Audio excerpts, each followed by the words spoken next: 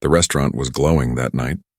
Full of laughter and noise, the chandeliers hung like tiny suns, spreading light across polished tables and wine glasses. A group of rich men sat at the center table, laughing too loudly as if the world belonged to them. Among them was Ethan, the loudest of all.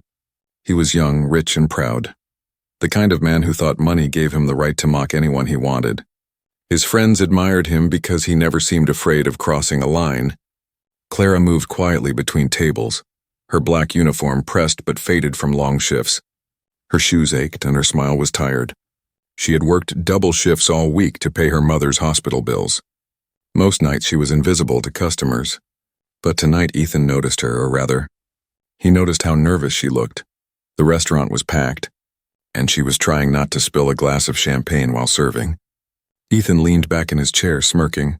"Hey, miss," he said loudly. "You look tense. Relax a bit. We're all friends here." His friends chuckled. Clara froze for a moment and then forced a small smile.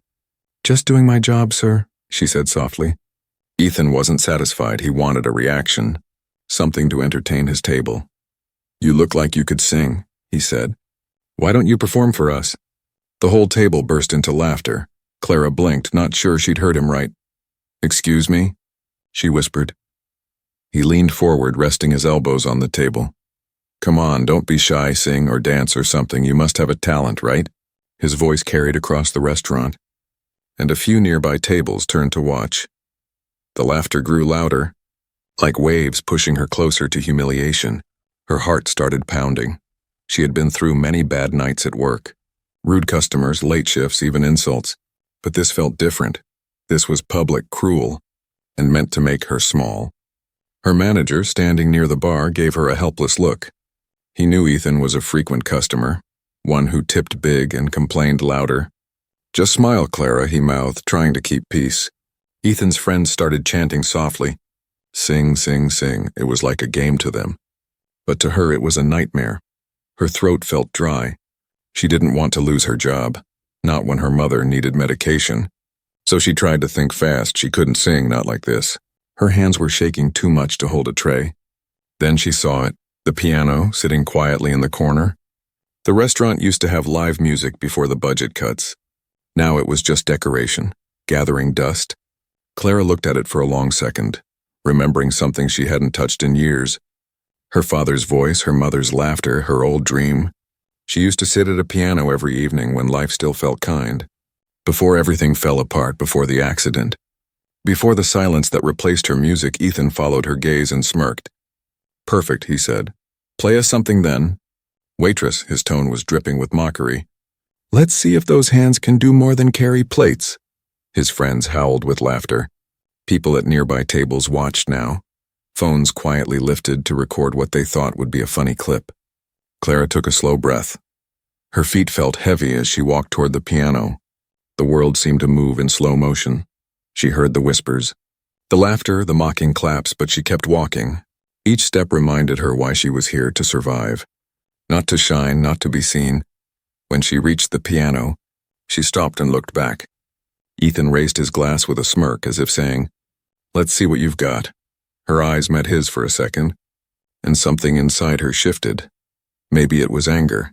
Maybe it was the years of silence she had swallowed. Maybe it was the voice of her father telling her that music was her gift. Whatever it was, it made her sit down. Her trembling fingers touched the cold keys. The room quieted slightly. People expected a disaster, a wrong note, something to laugh about later, but Clara closed her eyes, and for the first time in years, she allowed herself to breathe. The memories flooded back, the lessons, the applause, the feeling of sound traveling through her heart. She pressed the first key gently, letting the note echo through the air. Soft but pure. Ethan's smirk faded a little. His friends glanced at each other. The laughter had stopped. Clara didn't notice. Her hands moved again, slowly at first, then with more confidence. She wasn't a waitress anymore, not in that moment. She was the girl who had once filled halls with music. She was the daughter who had promised her father never to stop playing. The restaurant that had been filled with noise now fell into complete silence. The only sound was her piano, singing the story of her pain, her struggle, and her quiet strength. No one had expected that the girl they tried to humiliate would steal their breath away with a single note. And that was just the beginning. The piano's soft echo still lingered in the air as Clara lifted her trembling hands from the keys. For a heartbeat, no one moved. The restaurant that had been filled with laughter now sat in stunned silence. But Ethan wasn't done. He couldn't accept being overshadowed, especially by someone he thought was beneath him. He clapped slowly, the sound sharp and sarcastic. "Not bad, waitress," he said, leaning back in his chair. "But that wasn't a real performance, you just pressed a few keys. Play something good, make it worth the tip," his friends chuckled. Though not as confidently as before, something in the air had changed. Clara's eyes were no longer scared. They were steady, calm, like she had found a piece of herself she thought was lost. Her manager whispered urgently from the bar, "Clara, it's fine, come back. You don't have to—" But she raised her hand slightly. Stopping him for once, she didn't want to run. "You wanted a performance," she said softly, looking straight at Ethan. "Then listen." She placed her fingers on the piano again. This time there was no hesitation. The first notes came like rain, gentle, fragile and hauntingly beautiful. Each sound carried emotion too heavy for words. Her body moved with the rhythm, and every stroke of the keys seemed to pull the room deeper into silence. The waiters froze mid-step. Customers turned their heads. Even the chefs peeked out from the kitchen door. Ethan frowned, his smile faded as the melody swelled. He didn't understand music, but he could feel something strange rising in his chest. A tension he couldn't name. It wasn't just pretty, it was powerful, painful. The music told a story, one that felt alive. Clara's mind slipped away from the room. She wasn't in the restaurant anymore. She was back in her old home, sitting beside her father as he guided her hands across the piano. "Music isn't about showing off," he used to say. "It's about truth, Clara. When you play, let them hear your heart." She had forgotten those words for years, buried under bills, rejection, and exhaustion. But now they came alive again. As her fingers flew faster, her pain became sound. She played the moment her father died, the night her mother fell ill, the endless nights of work. Every heartbreak turned into melody. Her eyes glistened, but she didn't stop. The room, once full of rich voices and laughter, now held only her song. Even the air seemed to hold its breath. Ethan's friends began to shift uncomfortably. The one sitting next to him whispered, "Man, this is actually amazing," another said quietly. "You should stop recording, dude." Because suddenly, it didn't feel funny anymore. It felt wrong. They had mocked her. Yet here she was, transforming their cruelty into art. Clara reached the middle of the piece, and her hands slowed, the melody softened. Like a whisper to someone she missed. She thought of her mother lying in the hospital, of how she used to hum along to Clara's playing when she was a child. A single tear rolled down her cheek. The note she struck next trembled, raw and beautiful by now. People had gathered near the piano, even those from other tables. The restaurant owner came out from his office. Standing silently by the door, it wasn't just music. It was a confession, a cry, a memory. Ethan felt small, invisible. The same people who had laughed at his jokes now stared at her. Not him. When Clara reached the final sequence, she played like a storm. Her fingers blurred. The keys glowed under the lights, and the song built higher and higher, as if demanding the heavens to listen. Then suddenly she stopped. The last note echoed long after her hands had fallen still. For a moment no one moved, then someone clapped. Softly, then another and another until the whole restaurant was on its feet. Applauding, some were crying without knowing why. Others simply stared. Ethan sat frozen, unable to join in. Clara stood up slowly, her legs were weak. But her heart was light. She gave a small bow, then turned toward Ethan's table. "Was that good enough for your tip?" she asked gently. Her tone wasn't angry, it was calm, powerful. The voice of someone who no longer feared humiliation. Ethan tried to laugh it off, but his throat felt dry. "Yeah, sure, whatever," he muttered. But no one was listening to him anymore. They were looking at her. A customer stepped forward, saying, "Miss, that was incredible. You should be on a stage." "Not serving drinks," Clara smiled politely and whispered, "Thank you," before walking back to the counter. Her hands were still trembling, but now from adrenaline, not fear. In the corner, Ethan stared at his reflection in the wine glass. His own smug grin from earlier looked different now, hollow for the first time in a long while. He felt ashamed. The woman he thought he could humiliate had just reminded everyone in the room what real grace looked like. And somewhere deep inside him, he knew this moment wasn't over. The video one of his friends had recorded was still running, capturing everything. The world was about to see what he had done, and who she really was. The next morning, sunlight spilled through the restaurant windows, touching the same piano that had silenced the world just hours ago. Clara hadn't slept much, her hands still tingled from the music, her mind replaying every note. She hadn't played in front of people for years, and now it felt like a dream. But for Ethan, it was a nightmare that refused to fade. When he woke up, his phone was buzzing nonstop. Notifications poured in, messages from friends, comments. His name was all over social media. He frowned, opened one video, and froze. It was her sitting at the piano. The video his friend had recorded, her music filled the screen, raw and perfect. But it wasn't the sound that froze him. It was the caption. Rich man mocks waitress and then she humbles him with pure talent. Millions of views, thousands of comments, people calling him heartless, cruel, a spoiled bully. His name was trending. But for all the wrong reasons, Clara's performance had gone viral overnight. At the restaurant, the staff couldn't stop talking about her. Some replayed the video during breakfast. Smiling with pride, her manager told everyone, "That's our Clara." The owner, who had once thought of removing the piano, now stood by it, polishing the keys himself. "This piano stays," he said quietly. When Clara entered for her morning shift, the entire team clapped softly. "You were amazing," one of the waitresses said. "The internet loves you," Clara smiled shyly. Embarrassed. "I didn't mean for any of this," she said. "I just didn't want to be laughed at anymore." But deep down, a spark of hope warmed her chest for the first time in years. People saw her not as a tired waitress, but as who she truly was. Meanwhile, Ethan's phone kept buzzing with hate. He scrolled through comments, people calling him a coward, saying he picked on the wrong person. His sponsors started texting, asking if the rumors were true. "You embarrassed a working woman?" One message read, his jaw tightened. He tried to laugh it off, but the weight of it pressed harder. By afternoon, news outlets were calling. Reporters wanted interviews with the waitress pianist. Strangers were coming into the restaurant just to see her. Some even left notes with flowers on her counter. "Never stop playing." One note read, "You reminded us what real beauty sounds like." Ethan watched from afar, angry and confused. How did this happen? It was supposed to be a joke. Just another night of fun.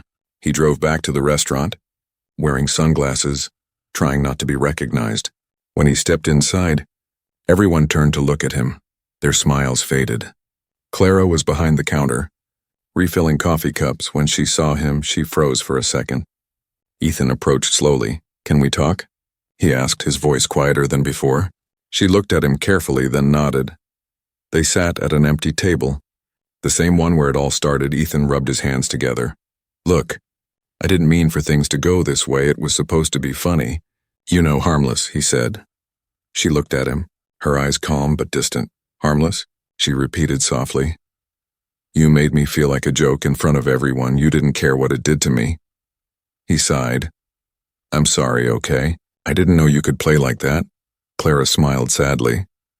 "That's the problem," she said. "You only respect people when they can do something for you." He didn't have an answer. For the first time, her words hit him deeper than any online hate. "I'll try to fix it," he said weakly. "I'll post something, clear things up." She shook her head. "You don't need to fix me," she said. "You need to fix yourself."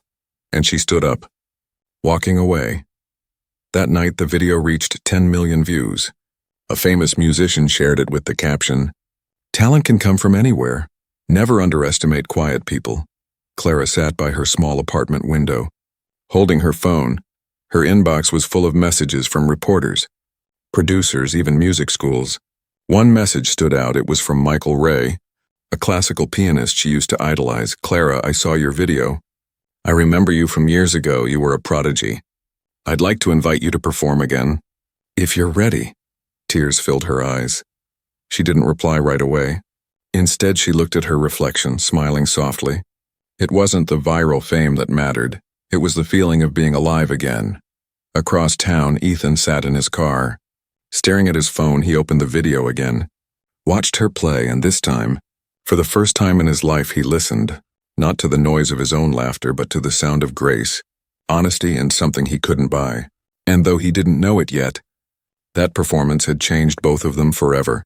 Days passed, but the echo of Clara's performance didn't fade. The video kept spreading, reaching people she never imagined would see it. Famous musicians, teachers, talk shows. Everyone wanted to know about the waitress who turned humiliation into beauty. Clara's phone wouldn't stop ringing. Yet she stayed humble, still working her shifts, wiping tables, refilling cups, pretending nothing had changed.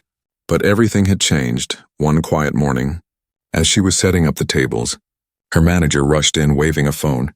"Clara, you won't believe this," he said, showing her a message from a well-known music school. "They want to sponsor you for a recital next month. They said your story inspired them." Clara stared at the screen, her mouth slightly open. "They want me," she whispered. He nodded, grinning. "They said it's time people heard you again." Her heart beat faster. The idea of standing on a real stage again felt both thrilling and terrifying. She hadn't performed publicly since she was a child, since before her father's death. Her fingers trembled at the thought. She wasn't sure she was ready, but somewhere deep inside, that small girl who once dreamed of symphonies whispered, "You are." Meanwhile, Ethan's world was falling apart. The same friends who had laughed with him were now avoiding him. Brands canceled deals. His fan base turned against him. One of his sponsors even dropped him publicly, calling his actions disrespectful and classless. He tried to release an apology video, but it only made things worse. People said he sounded fake, that he was just protecting his image. Late one night, he sat alone in his luxury apartment, scrolling through the endless flood of comments. Each one was another reminder of how far he had fallen. Monster. Arrogant rich boy. Hope she sues you. He tossed his phone onto the couch and ran a hand through his hair. For the first time in his life, his money couldn't buy peace across town. Clara stood by her small upright piano, one she had bought years ago with saved tips. The wood was chipped and some keys stuck, but she loved it anyway. She began to practice again.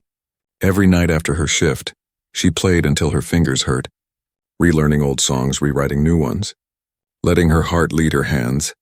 Sometimes she cried quietly while playing, the music unlocking memories she had buried for years. One evening, her mother, thin but smiling, called from the hospital. "Clara, honey, I saw you on TV," she said softly. "Your father would be so proud." Clara held back tears. "I just wish he could hear me again." Her voice cracked. "He can," her mother whispered. "He always can." That night, Clara stayed by the piano until dawn, practicing the same piece she had played that fateful night at the restaurant, refining every note until it carried both pain and triumph. She wanted to play it again, not as a waitress forced to perform, but as a musician who chose to days turned into weeks. And the night of the recital finally arrived. The hall was filled with people, journalists, music lovers, even strangers who had been moved by her story. Flashing cameras lined the entrance, capturing the girl who had gone viral without trying. Backstage, Clara sat quietly. Wearing a simple blue dress, her hands rested on her lap. She could hear the faint murmur of the audience, but she wasn't nervous, not anymore. She felt calm, grounded. Alive then, as she was preparing to walk on stage, a familiar voice spoke behind her. "You look ready." She turned, and there was Ethan, dressed simply, no arrogance in his eyes this time, only sincerity. "What are you doing here?" she asked, startled. He took a breath. "To listen," he said, "and to say thank you. You taught me something that night, something I didn't know I needed to learn." Clara studied his face for a moment, then nodded. "Then listen well," she said softly, "because this time I'm playing for me." As she walked out onto the stage, the crowd erupted into applause, the lights dimmed, and she sat before the grand piano, the same kind she used to dream about. The hall fell silent, waiting. Her fingers hovered above the keys, and for a moment, she thought of that night at the restaurant, the laughter, the humiliation, the fear.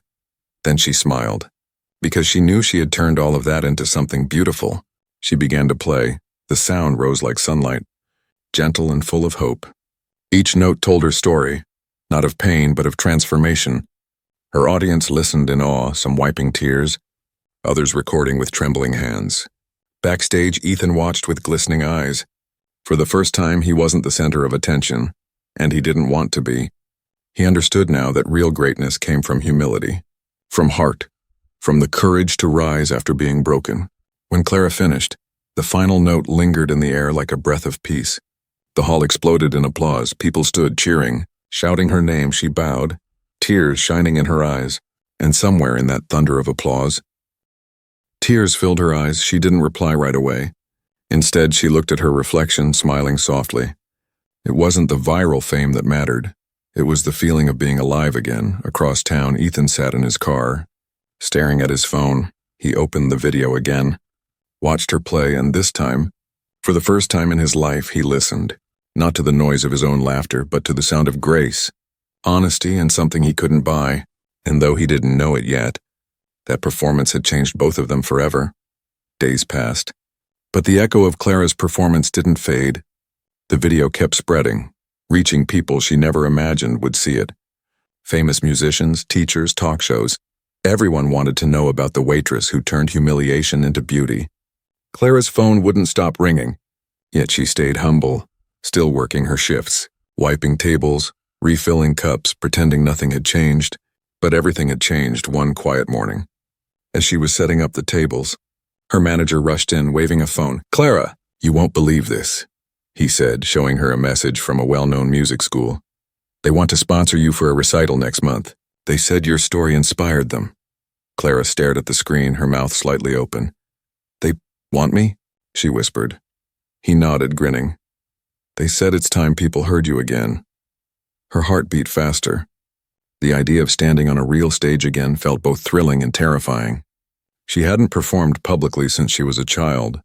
Since before her father's death, her fingers trembled at the thought. She wasn't sure she was ready, but somewhere deep inside, that small girl who once dreamed of symphonies whispered, "You are." Meanwhile, Ethan's world was falling apart. The same friends who had laughed with him were now avoiding him. Brands canceled deals, his fan base turned against him. One of his sponsors even dropped him publicly, calling his actions disrespectful and classless. He tried to release an apology video, but it only made things worse. People said he sounded fake, that he was just protecting his image. Late one night, he sat alone in his luxury apartment, scrolling through the endless flood of comments. Each one was another reminder of how far he had fallen. Monster, arrogant rich boy, hope she sues you. He tossed his phone onto the couch and ran a hand through his hair. For the first time in his life, his money couldn't buy peace across town. Clara stood by her small upright piano, one she had bought years ago with saved tips. The wood was chipped and some keys stuck, but she loved it anyway. She began to practice again. Every night after her shift, she played until her fingers hurt, relearning old songs, rewriting new ones, letting her heart lead her hands. Sometimes she cried quietly while playing, the music unlocking memories she had buried for years. One evening, her mother, thin but smiling, called from the hospital. "Clara, honey, I saw you on TV," she said softly. "Your father would be so proud." Clara held back tears. "I just wish he could hear me again." Her voice cracked. "He can," her mother whispered. "He always can." That night, Clara stayed by the piano until dawn, practicing the same piece she had played that fateful night at the restaurant, refining every note until it carried both pain and triumph. She wanted to play it again, not as a waitress forced to perform, but as a musician who chose to. Days turned into weeks, and the night of the recital finally arrived. The hall was filled with people, journalists, music lovers, even strangers who had been moved by her story. Flashing cameras lined the entrance, capturing the girl who had gone viral without trying. Backstage, Clara sat quietly. Wearing a simple blue dress, her hands rested on her lap. She could hear the faint murmur of the audience. But she wasn't nervous, not anymore. She felt calm, grounded. Alive then, as she was preparing to walk on stage, a familiar voice spoke behind her. "You look ready?"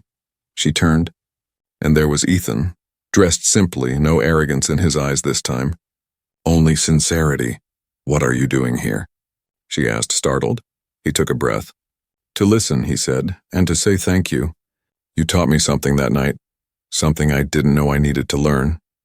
Clara studied his face for a moment, then nodded. "Then listen well," she said softly, "because this time I'm playing for me."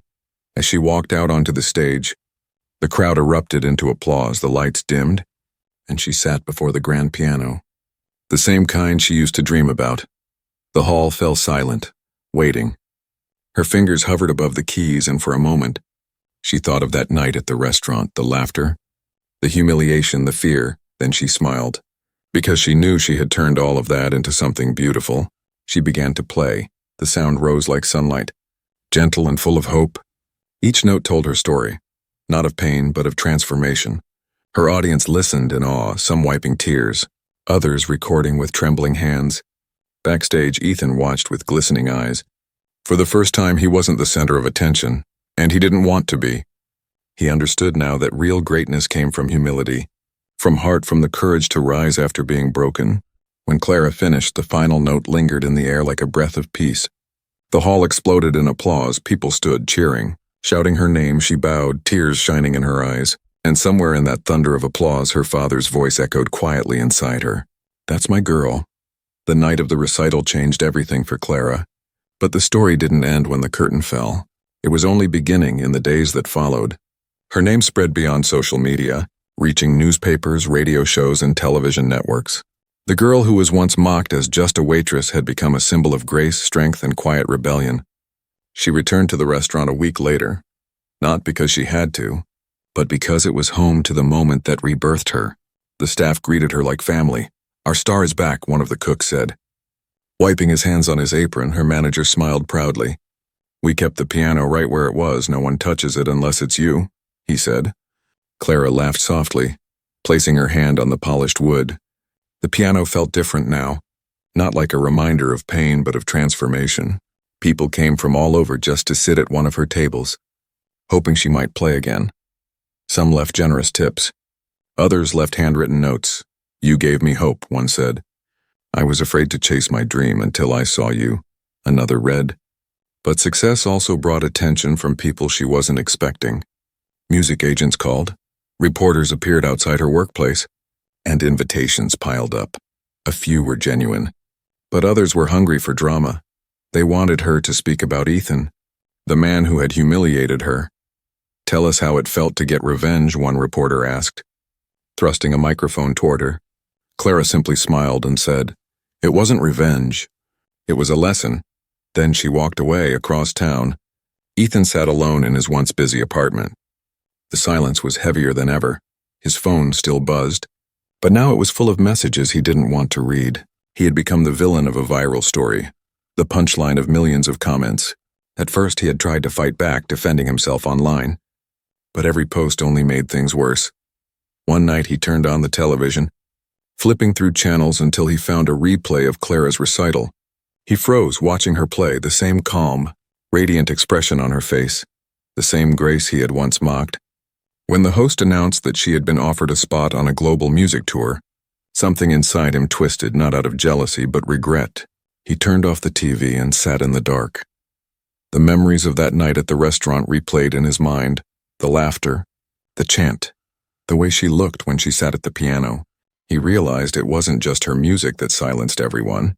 It was her dignity, her courage. The next morning, Ethan made a decision. He walked into the same restaurant unannounced. His heart pounded as the staff stared. Some whispered, others glared. He approached Clara, who was sitting near the piano with a cup of tea. She looked up slowly, surprised but calm. "I came to say something I should have said a long time ago," he began quietly. "I'm sorry for everything, for thinking I had the right to treat you that way." Clara studied him for a long moment. She could see that the arrogance in his eyes was gone, replaced by something real. "It's strange," she said softly. "I used to think I'd hate you forever, but if that night hadn't happened, I might never have played again." He looked at her, eyes filled with guilt. "That doesn't make what I did right," he said. "But I'm glad you found your music again." She nodded. "So am I." He hesitated before speaking again. "I want to help. If you ever need anything, promotion, donations, anything." But she shook her head. "You've already helped." "Without meaning to," she said, smiling gently. "You reminded me what I'm made of." For the first time, Ethan smiled too. Not the fake, confident grin the world knew, but something genuine. "Then I'll just cheer from the back row," he said quietly, before leaving. When he stepped outside, a small crowd recognized him. Some shouted, others recorded, but he didn't care anymore. For once, he wasn't running from shame, he was walking toward humility. That night, Clara played again at the restaurant. Not because anyone forced her, but because she wanted to. The lights were dim, the air soft, and people listened in peaceful silence. Ethan's empty chair sat quietly near the back. Forgotten but somehow symbolic, her song flowed like water. Calm and full of emotion. It wasn't a song of revenge or triumph. It was a song of forgiveness, a melody that wrapped pain and healing together. The audience didn't just hear her, they felt her. And as the final note faded into the night, Clara smiled, knowing that her music had done something far greater than fame ever could. It had changed hearts. Even the one that once tried to break hers, weeks turned into months. And Clara's life transformed completely. She no longer served tables or scrubbed counters. Instead, she performed under bright lights, her name glowing on theater posters and music festival banners. The world knew her now as Clara Hale, the Waitress pianist who changed everything. But fame hadn't changed her heart. She still lived in the same small apartment, still visited her mother every evening, still practiced alone until dawn. Everywhere she went, people recognized her. Some asked for photos. Others shared how her story inspired them. "You made me believe again," one young girl told her after a concert. "My teacher said I wasn't good enough to play piano. But now I know I am." Clara hugged her tightly, whispering, "Don't ever let anyone decide your worth." But even as the applause grew louder, Clara carried something quiet inside her. Gratitude and pain mixed together. Because no matter how many people praised her now, she never forgot the night that started it all. The humiliation, the trembling fear, and the single note that changed her destiny. One rainy afternoon, Clara received an invitation. It wasn't from a studio or a talk show. It was from the Harmony Foundation, a charity that sponsored music education for underprivileged children. They wanted her to perform as their guest of honor at a fundraising gala. The message ended with, "We've seen how you inspire others to rise after being silenced." She smiled at the letter, knowing this was something she couldn't refuse. It wasn't about fame anymore, it was about giving back. The night of the gala arrived under soft rain and city lights. The hall shimmered with gold and white decorations, filled with people in elegant clothes. Clara wore a simple navy gown, her hair tied back. She walked through the crowd with quiet confidence, shaking hands, smiling politely. But as she stepped onto the stage, she froze for a heartbeat in the crowd. She spotted a familiar face, Ethan, sitting near the back. He wasn't dressed like a celebrity anymore. No cameras, no entourage, just him, sitting silently with his hands folded. For a moment their eyes met. He didn't wave, didn't smile, but there was understanding in his gaze. A silent apology that didn't need words. Clara inhaled deeply, then turned to the piano. When she began to play, the hall fell silent. The first notes were soft, almost fragile. The melody wasn't the dramatic storm she'd become famous for. It was gentle, healing, like a whisper of forgiveness carried through music. As she played, memories flashed through her mind. The night of humiliation, the applause that followed, the viral fame, and Ethan's quiet apology. Each note seemed to wash away the bitterness that once lingered in her heart. She wasn't playing to prove anything anymore. She was playing to release the past. People in the audience closed their eyes, swaying to the rhythm. Some wiped their tears. And even from the stage, Clara could see Ethan bow his head, as if listening not just to her music but to his own remorse. When the final note faded, the hall erupted into applause, not wild or chaotic, but heartfelt, deep, genuine. Clara stood and smiled through tears, bowing once, twice, feeling lighter than she ever had before. After the performance, guests lined up to meet her. Some handed her flowers, others thanked her for her music. But when the crowd thinned, Ethan approached quietly, holding a small bouquet of white lilies. "They say these mean forgiveness," he said softly. She looked at them, then at him. "You didn't have to bring flowers," she replied gently. He nodded. "I didn't come to ask for anything. I just wanted to tell you that your music changed me." Clara tilted her head. Curious, he continued, "I shut down my influencer channel.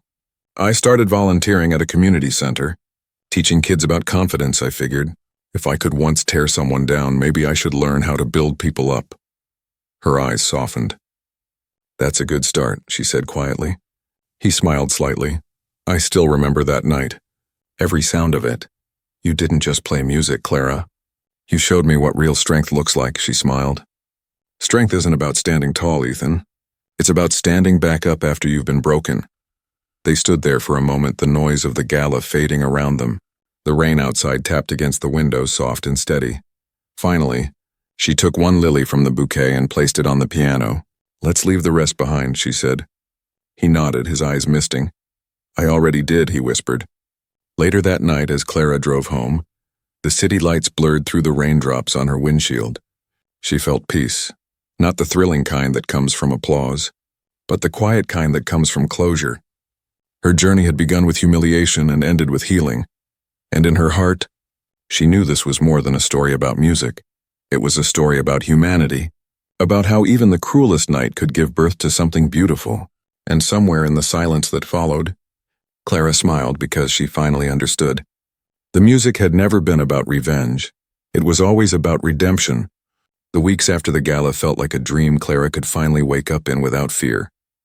The applause from that night still echoed online, but it was the peace she carried inside that mattered most. She no longer played to prove anything. Her music had become something sacred, a bridge between pain and forgiveness, between who she was and who she had become. She had started visiting schools, teaching children how to play piano. The Harmony Foundation gave her a small studio space filled with secondhand instruments. Every morning she walked through the door to find 10 or 12 eager faces waiting for her. Some came from broken homes, others from silence, but when her fingers touched the keys, they all listened. "Music isn't about perfection," she told them one day. "It's about telling the truth without saying a word." The children nodded, trying to copy her movements. One girl, no older than 8, looked up shyly and asked, "Miss Clara, did you ever get scared?" Clara smiled, pausing for a moment before answering. "Every time," she said softly, "but fear only wins if you stop playing." The girl grinned, pressing a clumsy note, and the small room filled with laughter. Her lessons soon became the highlight of her days. She loved watching those small hands discover sound and courage at the same time. One afternoon after class she stayed behind, tidying up the sheet music when she found a letter on the piano. It wasn't signed, just a simple message written in neat handwriting. "You taught me to listen again, not just to music, but to people. I'll always be grateful.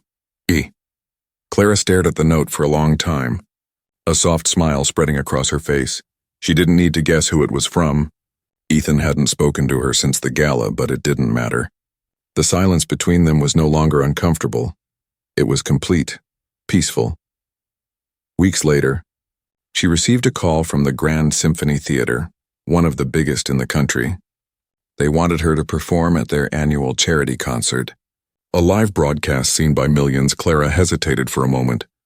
"That's a big stage," she said with a small laugh. "Are you sure you want a waitress turned pianist up there?" The organizer chuckled warmly. "That's exactly why we want you, Miss Hale. You remind people what art really is." The night of the performance arrived under a sky glowing with city lights. Backstage, Clara stood alone, her gown shimmering faintly under the dressing room bulbs. She ran her fingers over the piano keys to steady herself. Her reflection in the mirror looked calm, but her heart was thundering. She wasn't afraid, just alive. The announcer's voice boomed across the hall. "Ladies and gentlemen, please welcome Clara Hale." The curtain rose, revealing her and the grand piano beneath a single spotlight. The audience fell silent. Cameras flashed. Millions were watching. But as she sat down, Clara thought of none of that. She thought of her father's laughter, her mother's voice, the children she taught, and even Ethan's apology. Her whole life had become the melody she was about to play. She pressed the first note, soft and trembling. The sound flowed like breath, expanding through the theater. She played a new piece, one she had written herself. Titled The Unbroken, it began with sadness, a memory of humiliation, but soon it grew, rising with every measure, carrying strength, forgiveness and light. The audience leaned forward, captured by the story told through her hands. The melody built higher and higher, wrapping the hall in something warm, something human. Cameras panned across tearful faces, some smiling, some speechless. Halfway through the song, Clara closed her eyes, and in that darkness, she saw it all again. The restaurant, the laughter, the first trembling note. And then, like a final breath, she let it go. Every ounce of pain dissolved into beauty. Every wound turned into harmony. When the final chord rang out, it felt like the world itself had stopped breathing. Then the applause began, Thunderous, endless, the audience stood. Cheering her name, Clara rose and bowed, tears streaming down her cheeks. From somewhere in the crowd she spotted Ethan, standing quietly near the back, not clapping wildly like everyone else, but smiling, proud and humble. It wasn't guilt in his eyes anymore. It was respect, pure and simple. After the concert, reporters surrounded her asking, "What inspired this masterpiece?" She smiled and answered softly, "A mistake, a cruel one, but sometimes pain is just a teacher in disguise." That night, as she walked out of the theater, the city lights reflected in the puddles. The rain had just stopped and everything shimmered. Clara looked up at the sky, whispering, "Thank you for everything." She knew she had finally come full circle. The girl who once played to survive had now played to heal. Her story wasn't about fame or revenge. It was about rediscovering light in the darkest corners.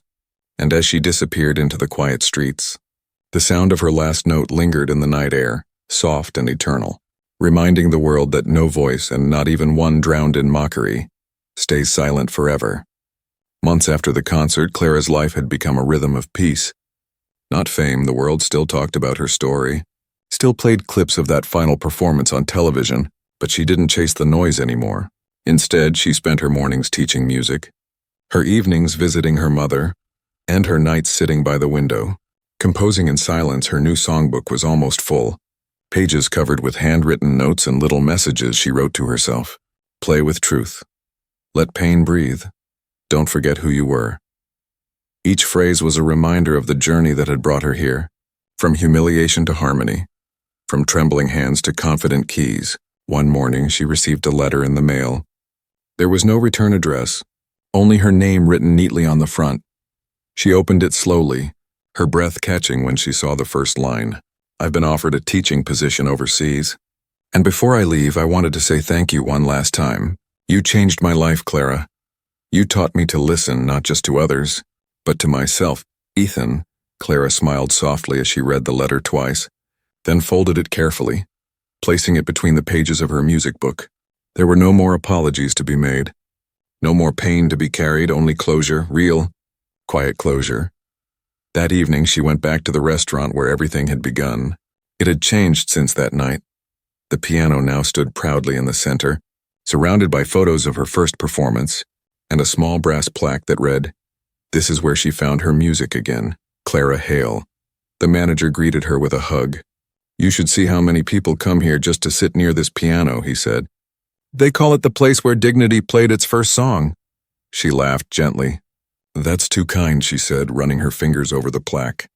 The cool metal felt like touching the past, but this time, it didn't hurt. A couple dining nearby recognized her and waved shyly. "Miss Clara, could you maybe play something for us?" the woman asked softly. Clara hesitated, then smiled. "Just one song." She sat down at the piano, the same one she once touched with trembling fingers. The lights dimmed slightly, and soft chatter faded as people turned their chairs toward her. Her hands hovered over the keys for a long moment. Then she began to play. The melody was new, but it carried all her memories, the laughter, the fear, the redemption. It was warm and hopeful, like a sunrise breaking after a storm. The audience sat still, breathing with the rhythm, not daring to interrupt when she finished. The applause came gently, not thunderous like before, but intimate, personal. People smiled at her as if thanking her for something she didn't even realize she had given them. After the song, a young man approached her. He was shy, holding an old keyboard under his arm. "Miss Clara," he said nervously, "I watched your video when I was at my lowest. I wanted to quit music, but you made me believe again. Can you sign this?" She took the keyboard and smiled. "You don't need my signature," she said kindly. "You just need to keep playing." Then, seeing his hopeful face, she picked up a pen and wrote anyway. "Play what your heart cannot say, Clara Hale." That night, as she walked home under the city lights, the air was cool and quiet. A faint breeze carried the smell of rain, and for a moment she stopped to listen. The world sounded alive again. Cars humming, laughter in the distance, a piano somewhere faintly playing. At her apartment, Clara sat by the window, looking out at the stars. Her mother's favorite flowers sat on the sill. Blooming in soft colors, she thought of her father. Her mother, her students, and even Ethan. Each one had been a note in her song, Some painful, some beautiful, but all necessary. She opened her notebook and wrote the title for her next composition, Grace in the Ashes, then added a final line beneath it. Sometimes, the cruelest moments become the most beautiful beginnings. The next morning, she returned to the music school.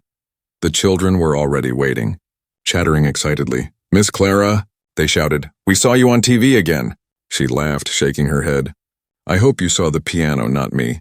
As the lesson began, she guided their small hands across the keys. "Every note you play," she told them, "is a piece of who you are. Never let anyone take that away." Outside, sunlight poured through the windows, landing on the piano like gold. The children's laughter mixed with the sound of music, filling the air with something pure. And for the first time in her life, Clara felt that her story had truly ended, not with applause, but with peace. Her journey, born from cruelty, had become a symphony of kindness. And as she played alongside her students, her smile soft and serene, she finally understood. She hadn't just found her music again, she had become it.